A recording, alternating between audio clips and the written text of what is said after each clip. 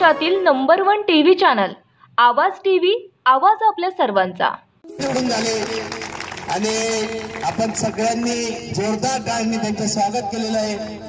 मी खरं तर याचं श्रेय प्रथमतः दोंडाईच्या शहरातील तमाम नागरिकांनी निरंतरपणे निवडणूक कशी होईल याच्यासाठी प्रयत्न केले आणि आपल्याला दिसायला मिळतोय, म्हणून मी प्रथमतः अभिनंदन करतो की म्हणजे आत्ताच्या घडीला अनेकदा फोन आला की वेगवेगळ्या कारणासाठी कुठे काय अडचण असेल तर ती अडचण त्यांना समजत असते।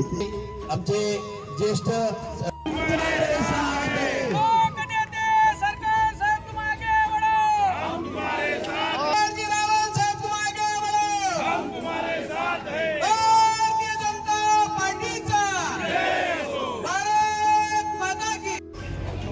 भारतीय जनता पार्टीचा विजय हो। एक बिनविरोध अशा प्रकारची निवडणूक होते आणि सर्वांनी जयकुमार भाऊंवर आणि तुमच्या आपल्या सर्व उमेदवारांवर दाखवलेला विश्वास हा अत्यंत महत्वाचा आहे आणि आता आपली जबाबदारी या विजयाने वाढली आहे। आता आपल्याला हा जो काही लोकांचा विश्वास आहे तो सार्थ करून दाखवण्याकरता पूर्वीपेक्षाही जास्त काम करावं लागेल। त्याकरता सर्व निवडून आलेल्या उमेदवारांच्या आणि जयकुमार भाऊंच्या पाठीशी आम्ही सगळे आहोत आणि पूर्ण ताकदीने आपण सर्व कामं करू हा विश्वास मी आपल्याला देतो। पुन्हा एकदा सर्वांना मनपूर्वक शुभेच्छा। आमच्या दोंडाईच्या तमाम जनतेने आपल्यासाठी पक्ष जात धर्म सगळ्याच्या पलीकडे जाऊन सर्व पक्षाच्या नेत्यांनी सांगितलं की देवेंद्र फडणवीस साहेबांचं जे काम आहे त्यांना सलाम करत आमच्यातर्फे एक गिफ्ट देतात। बहुत बढ़िया, थँक्यू।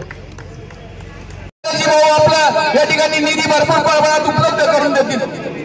मित्र, खऱ्या अर्थाने आजची ही जी निवडणूक आहे ही बिनविरोध झाली। याला खऱ्या अर्थाने मी म्हणतो की सत्सग विरोध बुद्धीने दोंडाईच्या घरांनी जो निर्णय घेतला तो आहे।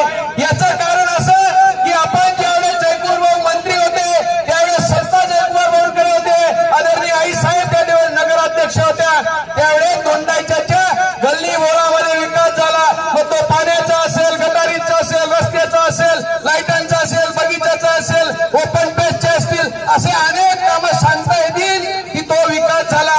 आणि आता तर खऱ्या अर्थानं माननीय जयकुमार भाऊ पुन्हा मंत्री आहेत, कॅबिनेट मंत्री आहेत, देवेंद्र भाऊंचे जवळचे एक विश्वासू नेते आहेत आणि अशा या नेत्याच्या माध्यमातून पुन्हा आपल्याला या दोंडाईचा जर खऱ्या अर्थानं विकास करून घ्यायचा असेल, दोंडाईचं हे जर आपल्याला धुळे जिल्हा नव्हे तर उत्तर महाराष्ट्र नव्हे तर महाराष्ट्रामधलं एक नंबरचं सुंदर आणि स्वच्छ शहर जर बनवायचं असेल तर या शहरासाठी जी काही संकल्पना आहे, ज्या भाऊंच्या मनामध्ये योजना आहेत व ते सर्वसामान्य असतील, गोरगरीब असतील, या दोंडाईच्या मध्ये किंवा शिंदखेडा तालुक्यामध्ये राहणारा अनेक स्वप्न आपल्याला या ठिकाणी दाखवतात असं आपण म्हणून ठरवलं ते स्वप्न साकार करतात। येणाऱ्या काळामध्ये ही दोंडाईची नदी बारमा होईल आणि त्या ठिकाणी भाऊंच्या भाषणात भाऊ सांगतीलच।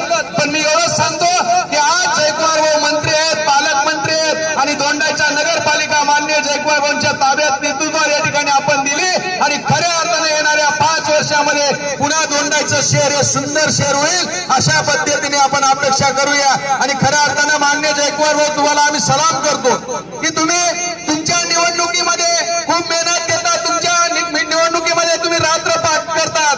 असं नाही, असा एकच नेता आहे की कार्यकर्त्यांवर सुद्धा जीव ओवाळून टाकतात। आणि आपण जर बघितलं असेल तर गेल्या 2-3 दिवसापासून रात्रंदिवस सर्वांशी फोनवर बोलून, सर्वांशी विनंती करून, सर्वांच्या याच्या माध्यमातून विचार करून गावाच्या विकासासाठी आम्हाला मदत करा असं सांगून आज ही नगरपालिका बिनविरोध केली। रोजच्या ताज्या घडामोडींसाठी आवाज टीव्हीला सबस्क्राईब करा आणि बेल आयकॉन प्रेस करा।